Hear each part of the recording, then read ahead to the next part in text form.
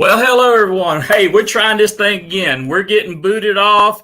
Something's going on with our internet here, so we're going to try it again. We're going to make this thing work tonight somehow, some way. And without further ado, I'm going to bring Wayne Campbell on in here. We've wasted a little bit of his time here, so we're going to bring him back in here. Oh, you're not wasting my time, Tim. Thanks for having me on. Good evening. How are you this evening, sir?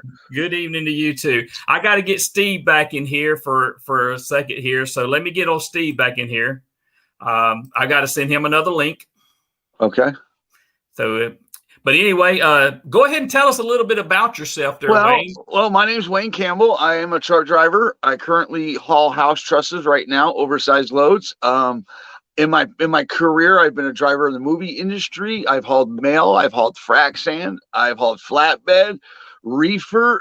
Pretty much a well-seasoned driver, Tim. I've been doing this a little while, Right now I'm in a day cap, so I'm not over the road. I'm home every night with my beautiful wife. Before this turn in trucking again, I call it I'm kind of like, I call myself a retread. I go in, I go out, I go in, I go out, I go in, I go out.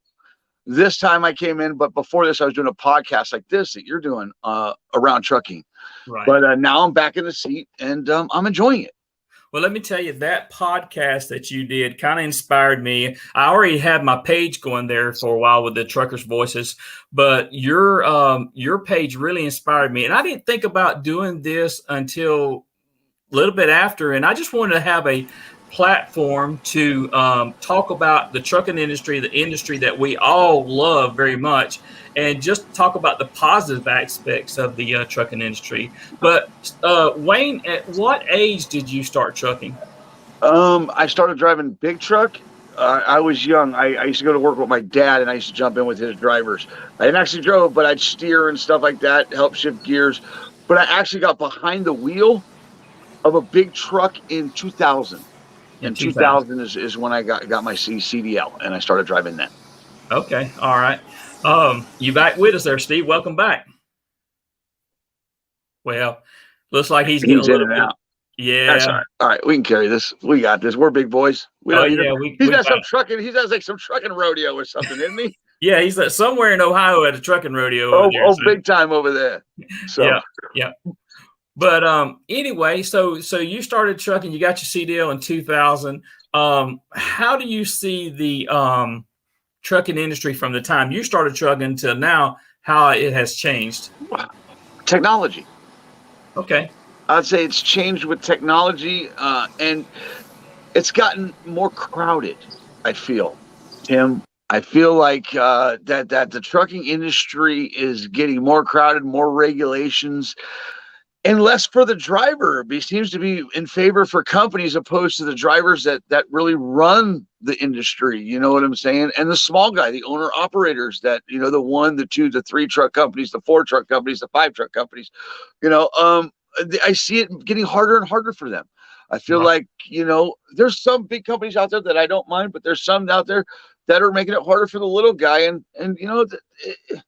it's important for every carrier to have a fair shake at this. You know what I'm saying? And where it's gone from then, and when my dad when his drivers to now, it's gotten crazier. I'll say that part. I'll say that much. It's gotten real crazy.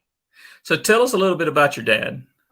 My dad moved out to California when he was in his early 20s. He wanted to be in the movie industry. And he wound up being a transportation coordinator. He wound up as a laborer, worked his way up to a driver, to a transportation coordinator. So I kind of grew up in Hollywood at the studios. I was spoiled. I was pampered. I got my way. I got to do what I want, when I want, how I wanted. Yeah. And then Dad said, it's time for you to go get your CDL and get a job. Yeah. So Dad let me hang around equipment. They never let me drive the equipment. I could, get a little tease here, a little tease there. But they were really strict on making sure that I knew the equipment before I was able to work the equipment. And when I grew up, I became a driver like my dad. And my dad, it was an inspiration to me. And not just, he wasn't just an inspiration, it was all the drivers that he had around him. And my dad was big on the world don't move without the driver, son. Right. And he was big about taking care of drivers, and he had a team of drivers, and he was always, I'm only as good as my drivers make me look. So my dad was a good man, and he got a lot of guys a lot of jobs as drivers. So I'd have to say, Dad was awesome. Okay. All right. Well, I want to encourage everybody tonight. If you want to call the show, the number's 229-740-0912. I'll put you live on air. If you got any questions for Wayne tonight, I'd appreciate it if you would call. Wayne, Steve's having a hard time getting his connection there, but anyway, I see him down on the screen, but he is. He's coming back with us now. So let's see if he can hold water here. There you go. Maybe I can hold water. I don't know. I went back on Wi-Fi. Let's see what happens. Yeah, you got a little frozen just then. Yeah, but that's what's happening to me. It's freezing up, and you guys are starting to sound like robots. So we'll try it. We'll see what happens here. Try it. We can hear you. So go ahead. You got any questions for Wayne right off the bat? Wayne, nice hair. How do you get nice hair like that? I don't. I just got a haircut yesterday. I did too. Yeah. I did too. My dad. My dad had great hair. My dad had great hair. So I got it from my dad. I got it from my dad. I seen my dad last week, and I got to take a selfie with him. And you don't realize how much you favor your parents till you get older. And boy, you look at me and my dad, I'm just taller. We look like twins, boy. It's crazy. But no, I love my dad a lot. He had about 40 years out here. So he's retired, living the good life down there in Tennessee. He's all retired. And so good old Tennessee. Yeah. Now I kind of missed what y'all was talking about, but to back up, yes, they do put a step van through the course out here on this truck driving championship course. They drive the same course that we do, but what they may do is drop a cone. So they have to go around to kind of shorten the course up for them a little bit because they are a small vehicle. But we won't know what the course is till tomorrow morning. So we have no idea what they're going to do, or, we might back up. We might not back up. Everything might go forward. I don't know what we're going to do. So just been trying to practice and, hope for the best. So Steve, I compete in the competitions also. And so we're taught while we're out there on the highway not to get close to stuff. But in this competition, they're telling you to get close to it. Does that make any sense at all? I try to tell rookies. I said, you spend 364 days, 23 hours, and 50 minutes staying away from everything so you can compete for 10 minutes, getting as close as you can. Now, how messed up is that? But I tell you what, it makes you a better driver, makes you more responsible, more cautious, more courteous. I'm not saying these drivers are not cautious and courteous that don't compete in the TDC, but this is what it's done for me. It's made me look a lot closer at what I do. Don't take that chance. That's right. So Wayne, I think you would do good at that because I've seen some of your videos of the roll off there and the way you put that stuff in there. That is skill. Oh yeah. Okay. So the stress. So real quick to your comment, to Scott post on the comment. It's not that I don't have stress. Is I take care of my hair, brother. I have my wife massage my scalp every night after my stressful day of trucking and stuff like that. So that's why I still have my hair. But no, Tim, to what you're saying though, precision dropping. And on our side, this house trusses, I have to do precision drops. I have to know exactly where I'm going to put that truss because I can really damage somebody's yard up, equipment up. I can hit a car. I go into construction sites where there is just people everywhere, from cement trucks to framers, and they just want to park everywhere and they don't care. And I'm raising this trailer up. Sometimes I'm 70 feet long and I got this wood in the air, and when it starts moving, you cannot stop it. Right. You cannot stop it. It's coming off, and I got to take off to get out from under it because some loads are heavier than others, and it'll bury me right there in the gravel or dirt if I'm in it, if I let that weight catch me. But yes, precision dropping, and I think that I probably would do good in a rodeo. I'd like to think I would. I call them rodeos. The competitions, I call them trucking rodeos. It's like the cowboys show up with the hats on, the spurs on, and they're ready to go. And the belt buckles. Right. With that said, Wayne, next March, we invite you to come to Safety Drive for a Cure in Atlanta, Georgia. I might have to check that out. I really, we might have to go to Georgia, Sheila. I tell you what, we do it in March, and it's to raise money for pediatric brain tumor research. Okay, but it's 10 problems. It's a written test. It's a pre-trip inspection, and I personally invite you to come down and join us next March and have a blast. If I can make it, I will. Tim, get me the information. Yeah, I can get you the information. Where are you located, Wayne? Right now, I'm in South Jersey. South Jersey. Okay. Yeah, I run Northeast Maryland. I basically run Delaware all day. I do Delaware 1 into the beach areas. I deliver a lot of beach houses. Roofs. Okay. With that being said, I invite you down. It used to be in Lexington, Virginia, but now it's a little bit. It's 2 exits north of Lexington, Virginia. I'm having a brain fade here. It's at White's truck stop there. Oh, White's. Yeah. Favorite truck stop. In September, I believe it's September. Tim, you got a calendar there? September 17th, 18th. I don't have it in front of me. I'll get you the information. We can get it to Wayne, and it's no written test. It's a pre-trip if you want. You pay $5 or $6 or $10, whatever it is, and do a pre-trip if you like. But it's 10 problems, and you just pick the class that you want to try it in: a straight truck, 3-axle, 4-axle, 5-axle, set of twins. They usually have a flatbed. Not always do they have a tank. It's kind of hard to get your hands on a tank, but that's in September, and that's for Make-A-Wish Foundation for Greater Virginia. So, and that's my favorite truck stop. I used to haul mail through there. I used to stop there all the time when I used to do mail from Dallas to Jersey twice a week. That's a great truck stop. Yeah, it's great. They're a good family. They take care of drivers. Yeah. Yes, and I'll get you some information for that, and maybe you can come down that weekend. It's on a Saturday. Maybe you and Miss Sheila can come down on a weekend on that Saturday. Man, we'll throw you in a truck and we'll try it. It is a lot of fun. I'm telling you. I might have to take you up on that, boys. And I'm telling you what, when these guys show up, whether it's Safety Drive or it's Make-A-Wish, these are the best of the best. These are state champions. These are national champions. And you get talking to these guys and gals, and they'll show you shortcuts. They'll show you how to set it up, and man, you'll have a blast, buddy. I'll get Tim the information. He can get it to you, and maybe this September we'll hook up down there in Virginia. Look at there. Look what Sheila said. She would love to go. She would. She's a traveler. The wife likes to travel. She likes to see places.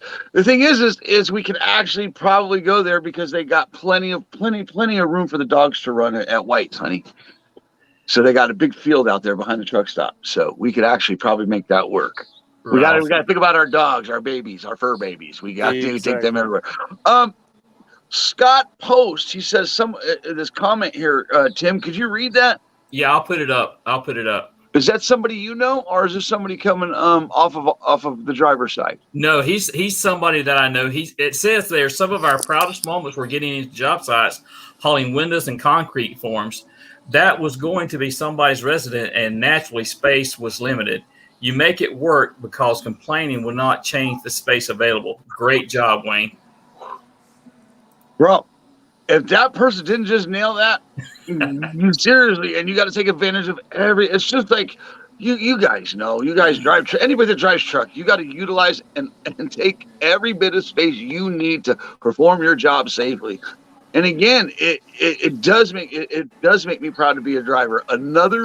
So I've gone through many positions in my career. He mentioned proud, and this one is just a little bit different. Each one is a little bit different, and I feel like I've evolved in each step from hauling general freight, which is your refrigerated. I've hauled FedEx loads. I used to haul FedEx loads for England, CR England. I used to work for a big company called CR England. Everybody's heard of them. We used to haul FedEx loads and stuff like that, urgent loads. We used to haul everything, reefer, everything. I used to train.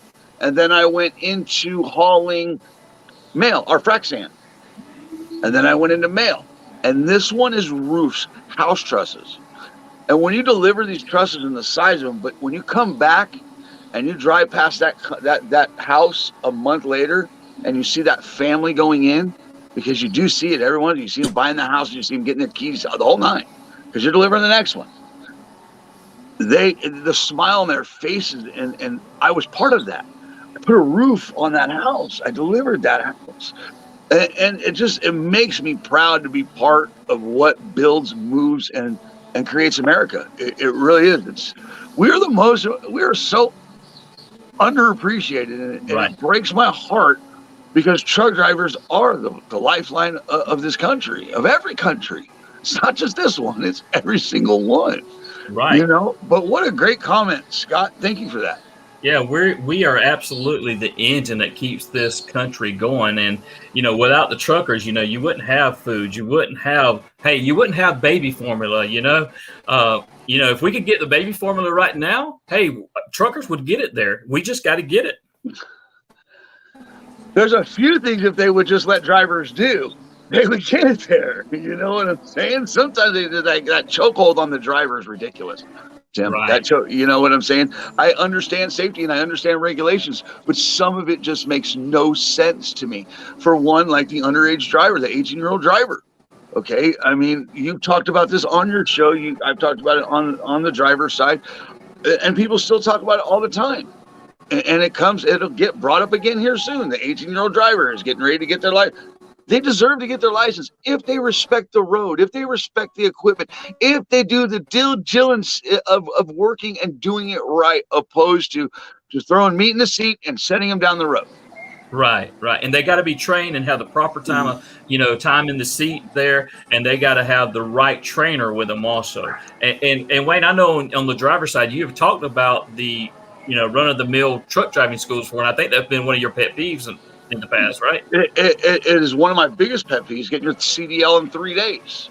Yeah, that's. And here's the thing. Recently, I have gotten a few guys right out of school to get your CDL in 3 days. I've gotten 2 people with this company that I'm working for, with this small company, because it's so hard to get drivers that he's plucking them from schools. But you know, if the right trainers get a hold of them, the right person gets a hold of them, and they care about them, because nowadays they just teach you to get your license, and that's what they did. But I got them for like 3 weeks, and it was every day, repetitive, the same thing every day, safety. But I showed him that I cared about what they were doing. I cared about his career 10 years from now, because he's what's going to carry it on. You know, and the thing is, if they get a trainer that cares, get a trainer that puts the time and the effort into it, and doesn't just do it because they're getting a little extra money for training, then, you know, we can make this a better industry. And yes, the 3-day get your license in 3 days is a pet peeve of mine. I think it's crap. You know what, Wayne, I like that. I want to stick a pin in that right there where you said the driver 10 years from now. That's very important, because that driver, I'm still learning. I've been in the industry for over 30 years. I'm still learning. So 10 years from now, that driver needs to still have the attitude that he doesn't know it all, or she doesn't know it all, that they are still learning. Well, the day you think you know it all is the day you hang up your keys. Exactly. Amen, brother. That's exactly what my dad told me. We already know this. We all know this as veterans of the industry. And the thing is, you know, look where Steve is now. Steve's at an event that you know, it takes years to get to where you're at. Right. It takes a dedication. It takes heart, soul, blood, sweat, and tears to get where Steve is right now. You know, and to be in, like, you know, for you guys to invite me to something like that, because back in the day, my dad they used to have trucking rodeos, and they were just throwing them together themselves. They'd put tennis balls on, you know, cones and stuff like that, or whatever. But now it's a sport. It's literally a sport, okay? And we're the most important athletes in the world. That's right. But, you know, it's like, look where Steve is now. Right. You know, this guy is he's getting ready to do the damn thing, and that's cool. Right. You know, but yeah, the driver 10 years from now, if you're not learning still 10 years from now, then you shouldn't be driving. One of my mottos is that you got to learn how to, you know, demonstrate, educate, and communicate, you know, to these other people. And whenever you are a mentor to them, you got to be able to do all 3 of those. And if you can do all three of those, you put together a recipe for success for that driver. Well, and that just is an extension of you. Yeah. Go ahead, Steve. I will never pass up an opportunity to have a learnable or teachable moment. Is learnable a word? It is now. It is now. It is now. I said it. But, if you can take a moment to teach a fellow driver something, or you may learn something from a fellow driver. I was in a truck stop the other day getting fuel out in El Paso, and I watched a guy get out of his truck, walk over to another driver, and helped him back that truck in. And after he got it in, I watched him stand there on the ground. I was on my 30-minute break, and I watched him stand there on the ground and move his hands and was showing him this and showing him that. And I believe he was teaching him what he needed to do for next time. And I thought, man, that is awesome right there. Two guys working together. And that's when I seen, you hear it, Wayne. I mean, it's out there on the CB. It's in the truck stops. The camaraderie, the hatred, the discontent, the belittling. I've always said, and I'm not the only one that says this, when trucking went downhill, when they took the round tables out of the truck stops. When they took the round table out and they put the Big Mac in, the Burger King in, it's done. It's done. Nobody sits around and chews the fat anymore. My opinion. They took away the living room. Exactly. Technically, they took away part of their house. They remodeled these houses. These used to be our neighborhoods, our homes that we used to go to, these truck stops. But now they're travel centers. They don't want drivers hanging out at the counters and teaching each other. They don't want that. They don't want you to hang out with each other. They don't want you to have camaraderie, I feel, anymore, because, well, then you're teaching them what they're worth, Steve. Right. If these drivers really know, these, and I'm not blaming every big company. Okay, but these companies that, you got to pay your dues, and I get that. These companies that bring them in, and they move them like cattle. They literally move them like cattle. If you're not going to take care of that person, even if they're not going to work for you, then that just shows you, even if they do work for you, that you're not going to take care of them. I see companies, they don't pass the written test when they get there. They just leave them abandoned out there 200 miles from where they brought them in at. Right. It's the fact that they've taken away basically, I feel like they're ripping the heritage. They're ripping the camaraderie out. They're just yanking it all away and taking it away. Mm-hmm. And when they started doing that and when these phones and different ways of communicating and different ways of being cool by filming somebody and belittling them, right? And instead of getting out and helping them, became cool. I don't know. I don't understand the mentality of the new driver. Some of them I do, because, well, some of them really want to make it. But I agree with you. When they took the round tables away, they took the countertops away, they took that table away, even if the driver was just in there, excuse my language, bullshitting. Mm-hmm. Right. Who cared? At least you knew, and you're like, okay, well, that's who you don't want to be, driver. You don't want to do. He didn't do 6,000 miles this week. We know that. Legally. Okay, we know that. Right. I mean, how many times have you walked in a truck stop at 10, 11, 12 o'clock at night? This is before the 30-minute break. You pull in, you get something to eat, and you left that table and you run 100,000 miles. Just the stories that was told. And the cool part is they'd ask you, where are you going? You tell them where you're going. Hey, I've been there. You know how to get there? I ain't got a clue. Man, they tell you, write down directions, grab that napkin, write down directions, tell you where to sleep, tell you where the last truck stop to get a cup of coffee is. And we don't have that anymore. I mean, and it's hard to carry on a conversation on the CB radio anymore. Oh, if you find somebody who's got a CB radio. Right. Yeah. I've been fortunate this time around, this past few months, this past year. I just hit my year mark at this company. I've been very fortunate with the drivers. We get on the phone every morning. We all get our headsets. We do a morning prayer. And we hit the road, and we look out for each other every step of the way. Because some of them are doing walls and floor trusses and walls and panels, and then we bring in the roofs. So either a driver's been there before and he knows what you're going into, and he kind of gives you the route that you need to go in and the best way to go and stuff like that. Like you were saying, writing down, where to sleep and giving a driver directions. It was just a natural thing. And I'm fortunate enough that I find the guys that really, really, really care, and I hold on to them.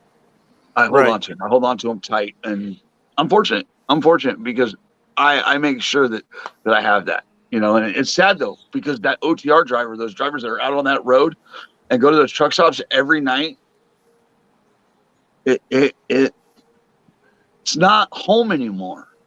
No. They've really made it like a job, and the drivers out on the road, they don't look at it as a job. It's a career, and they take pride in their career. And you can tell by the ones that are getting out of their truck half dressed and don't give a crap what they have on. You know what I'm saying? And I hate to say that, and I'm not trying to pick on anybody, but I wear a pair of boots to work every day, and I make sure that I look decent. I don't have last week's dinner on my t-shirt when I get out of the truck. When I see Tim's morning videos, which I love, Tim, he's sharp, he's dapper, he's ready to go, he's crisp, he's clean, he's fresh, and that's how a driver's supposed to be. A driver's not supposed to be rubbing this thing. Good morning. It's just it's not how I for me. Yeah. That's it. Well, hey, speaking of the drivers, let's segue into this. Let's go to speed limiters and your thoughts on speed limiters. Now, Steve and myself, we drive a truck that is governed speed limiter already, and sometimes I feel like when I'm out there trying to pass somebody that's maybe a mile or two an hour slower than I'm really in the middle lane creating a rolling blockade, but I do my best to get out of the way. So what's your thoughts on that, Wayne? You want my honest? You want me honest? Honest. Okay, drivers that if you literally some states you can't be, you wouldn't be able to do the speed limit. So basically, you're a road hazard. You are a road hazard. Okay, I was taught that you always have to either have more pedal or less pedal to get out of situations. Right. Okay. You not being able to do a speed limit in certain areas like Texas. Okay, it's 80 miles an hour, 85 some areas. Utah.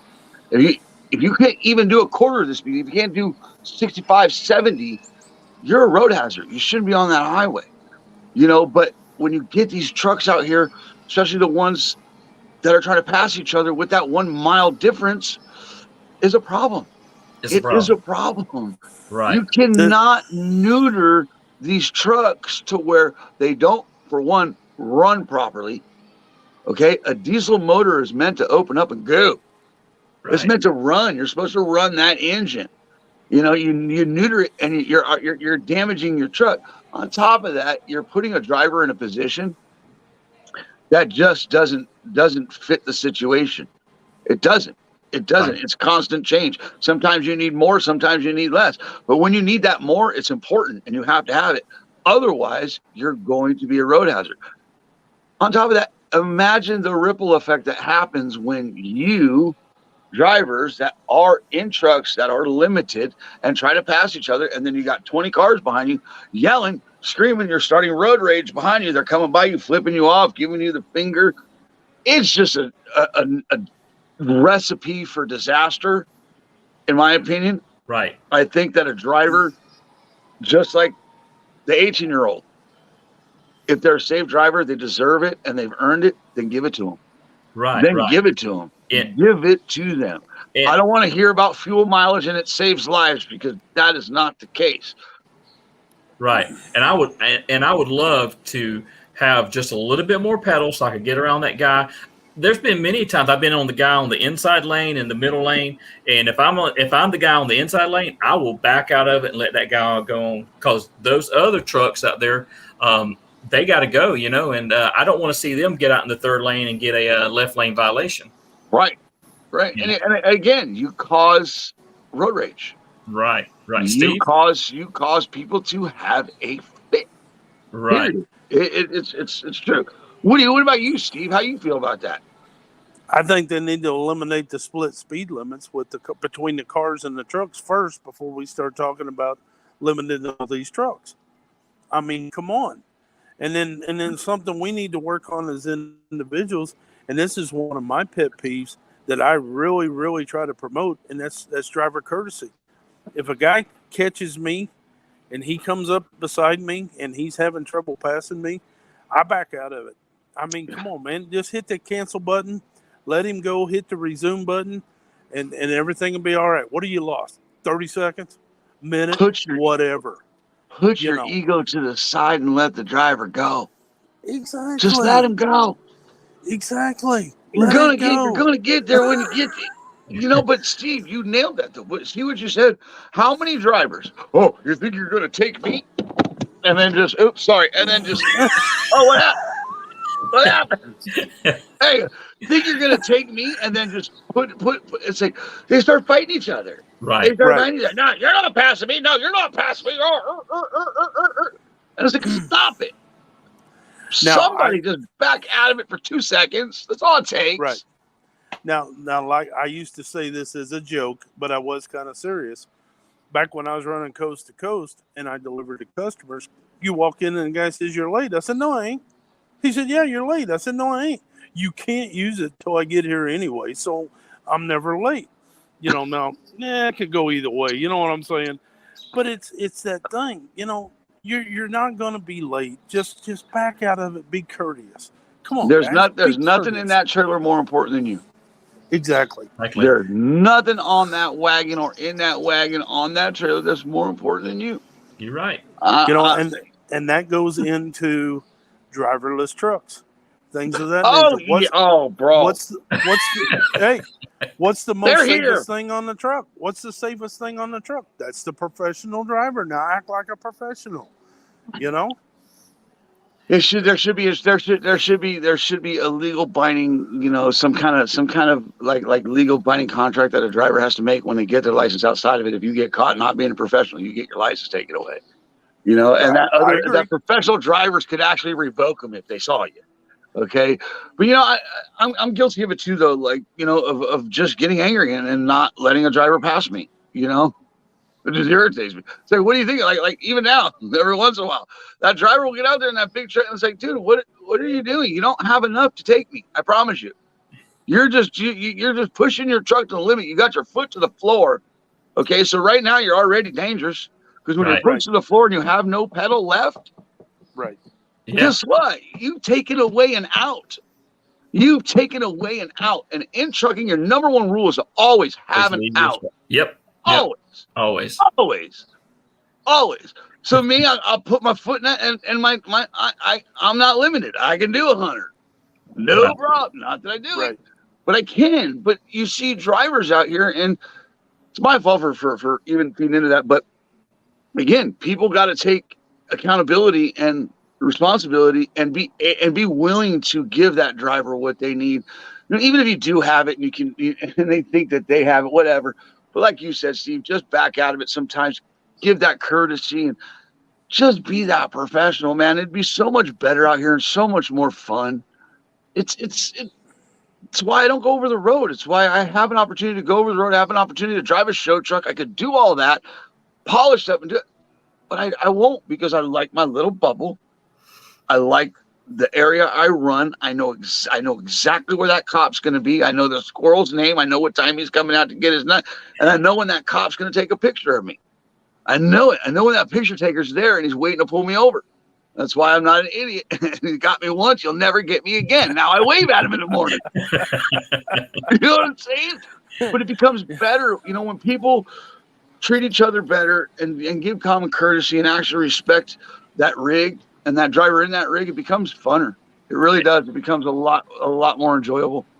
You say that, Wayne, and I see drivers going down the road and they're just like this straight ahead Fred sometimes. But you know what? If I can look over and wave at that driver and he waves at me, you know what? Hey, we've just said hi, and it makes for a better day. There used to be a good old saying: 4 fingers and a thumb. Right. 4 fingers and a thumb waving at you.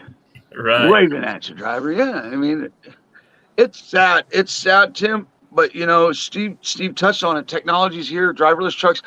This technology's here, and Unfortunately, they're flooding this industry with automatics, and they're flooding this industry to make drivers, in my opinion, more lackadaisical.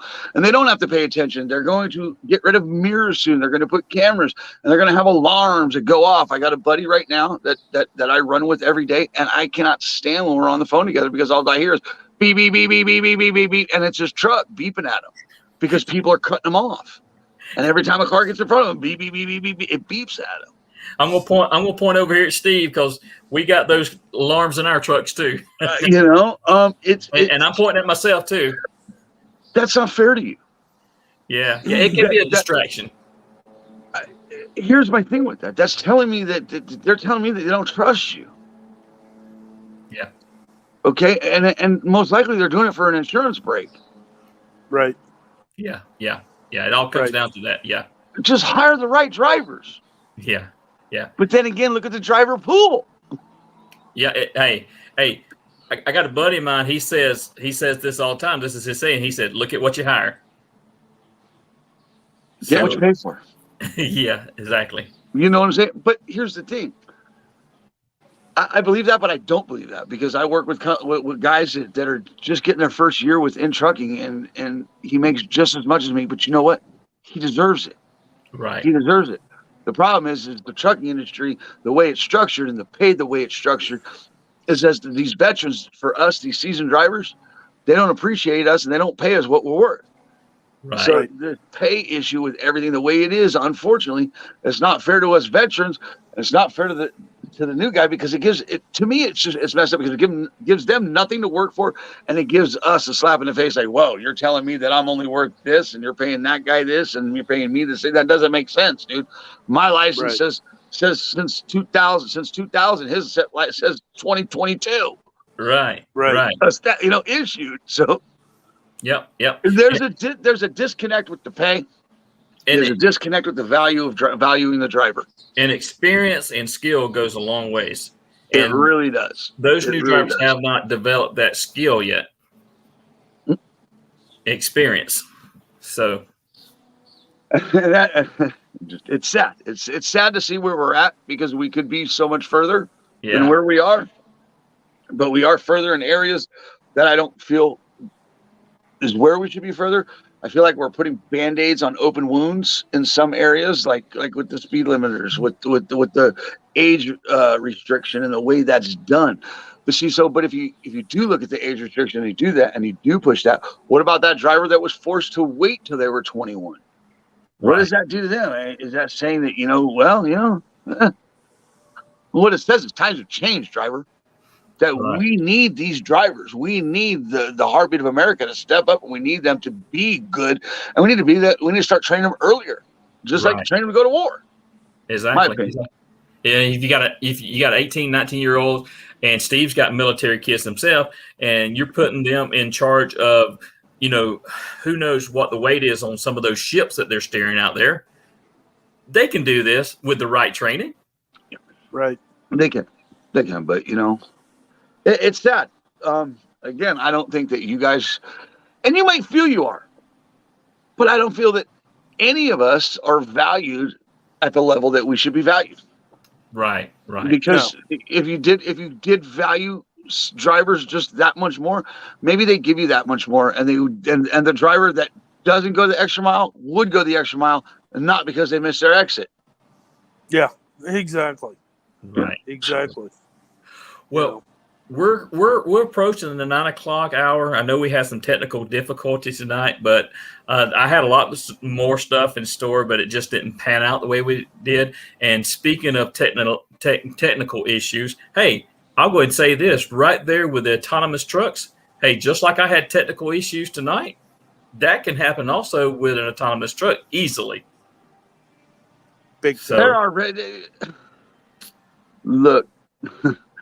The only thing that autonomous truck's going to do, it's not going to take the driver out for a long, long time.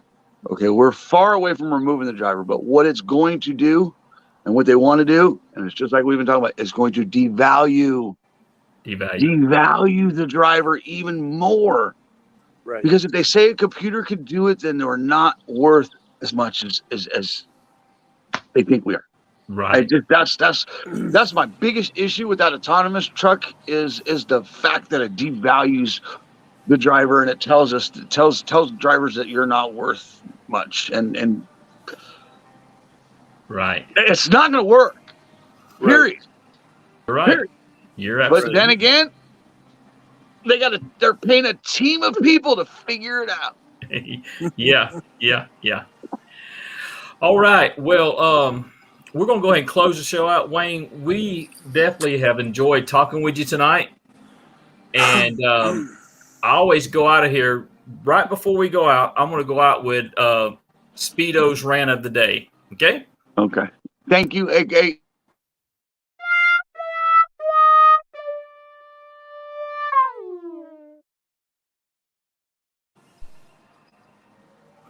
Okay, Steve, go ahead. My rant of the day is going to be courtesy, and it's not just limited to trucking. It's limited to all aspects. Whether you're in the airport, you're in a restaurant, you're in the Walmart, the Kmart, the Target, it don't matter. Courtesy. Okay, slow down. Let that person in front of you. You don't have to fight them for a position. You don't have to beat your way through. You don't have to elbow your way through. Come on, man. Just like the courtesy out here on the highway that I talked about. Lift and go. That's my biggest pet peeve anymore is courtesy. And it's not just restricted to driver courtesy. It's human courtesy. I see it everywhere. Whether it's a local restaurant, whether it's this Kalahari water park. And parents, teach your children courtesy. Please teach your children courtesy. That's my rant of the day. All right. I could agree with him more. My God. So Wayne, any last words of wisdom to the audience tonight? If you have to think twice, it's probably not worth it. If you have to think about it twice, you probably shouldn't do it as a new driver. Is to take your time. There's nothing on that truck that's worth more than you. The day, we talked about it tonight. The day you know it all is the day you give it up. Right. But I pray that every driver gets to where they need to go safely, and that their families, it's not just the driver, it's also that family that they leave every day. Okay, we do the most dangerous job in the world. Period. Okay. Exactly. So I just pray that everybody gets home safely, and that their loved ones get to see them, every night or every time they get to come home, or whether it's on a screen or in person, is that driver gets to their destination safely, and they're able to talk to their family and say goodnight to them or good morning to them every day. It's not easy. It's not an easy job, and we're the most unappreciated people on the road because we're just in the way, when technically we're just trying to do our job and trying to help out the general public and providing a service. So, right. Remember, without a truck driver, you cannot perform your job. Even DOT, you cannot write that ticket because those pens need to be delivered. That's right. That's right. Exactly. And before we go, I hope everybody gets their DOT week safely without a ticket. Yes. Yes. Right. And to thank you, Tim, for having me on. Thank you. And to touch what Wayne said, to follow up, Tim, you have a saying, look out for those who don't look out for themselves. I have a saying, the most important trip of the day is the trip home. And that both of them just go right in with everything Wayne said. And God bless everybody. Come on. And back to that courtesy. Rubber side down. That's right. Exactly, baby. Exactly. So, man, it's been great. It's been great. Wayne, I'll get you that information via Tim. Yeah. And, man, maybe we'll see you in September. Well, here's the deal. In all honesty, I like sitting back watching you guys do your show and stuff like that. And it makes me want to get back out there. So it takes everything for me not to pick up the camera. Trust me, I want to pick up the camera. But I seriously, Tim, keep doing what you're doing. Keep pushing forward. This industry needs people to talk and needs to talk about this industry. This industry needs to be talked about in every way, shape, or form. Absolutely. Hey, got a comment down here, Wayne. Says, would love to meet you in person, Wayne. Safety drive next year. Good luck, Steve, at TDC. That's from Scott Post. Scott Post is a FedEx ground driver out of St. Paul, Minnesota. FedEx. Shout out to you FedEx drivers. You guys, man, not easy, bro. No. Not easy. And we have another one of our friends that you know real well is Bill McNaney. Oh, my boy Bill. Yeah. I love my wife more than he loves his.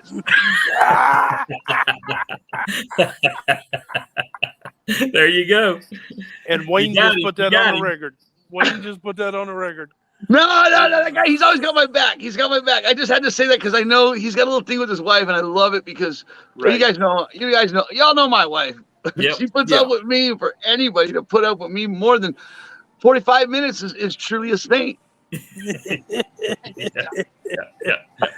Well, hey, thank you very much. We're going to close it out here, and maybe we can have you back in the future, or once you get if you get everything back going, you can have us on or whatever. We'd be glad to. We'll get it figured out, Tim. Yeah. Good night, everybody, and remember, shiny side up, rubber side down. I'm out. All right, hold on. Well, he went. So here we go. Hold on there with us, Steve. I believe in God our Father. I believe in Christ the Son. I believe in the Holy Spirit. Our God is three.